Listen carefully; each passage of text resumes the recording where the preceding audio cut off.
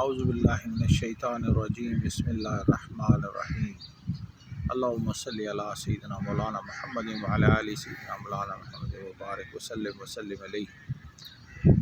السلام علیکم ورحمۃ اللہ وبرکاتہ۔ آج آپ کو ایک ایسا وظیفہ بتانے کی صحیح کر رہا ہوں جس سے انشاءاللہ اللہ کی ذات سے پوری امید ہے کہ انسان تنہائی کے گناہ سے محفوظ ہو جائے گا۔ اگر وہ اس صدق کے دل سے اس نیت سے کرے کہ اے اللہ میں تنہائی کے گناہ سے بچنا چاہتا ہوں، کیونکہ یہ ایک ایسا برا عمل ہے جو انسان کے بہت پہاڑ جتنے اعمال بھی اگر اس کے پاس ہوں گے نا تو یہ وہ اس کو خالی کر کے رکھ دے گا۔ تنہائی کا گناہ دنیا کے سامنے اس نے نمازیں عبادات سب چل رہی ہیں، لیکن تنہائی میں جیسے ہی بیٹھتا ہے وہ ایسے گناہ شروع کر دیتا ہے جس سے اس کے سارے کے سارے اعمال ضائع ہو جاتے ہیں اور وہ پھر سے کوشش شروع کر دیتا ہے۔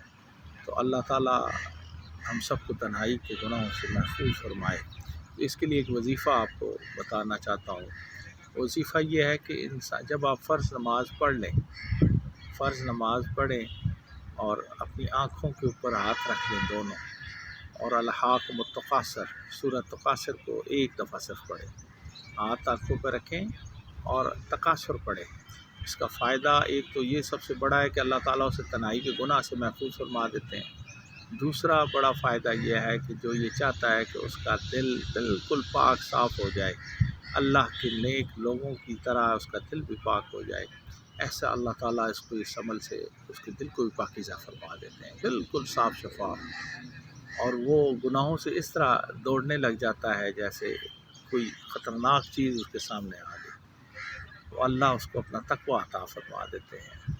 کتنی خوبصورت یہ عمل ہے، اس کو ضرور کریں، اپنے بچوں کو بھی سکھائیں تاکہ تنہائی کے گناہ سے اب سب بچ سکیں۔ اللہ تعالیٰ ہمیں تنہائی کے گناہوں سے بچنے کی بھی توفیق عطا فرمائے اور ایسے اعمال نصیب فرمائے جس سے وہ راضی ہو جائے، اور ایسے اعمال سے بچا لے جس سے اس کی ناراضگی کا سبب بنے۔ السلام علیکم ورحمۃ اللہ وبرکاتہ۔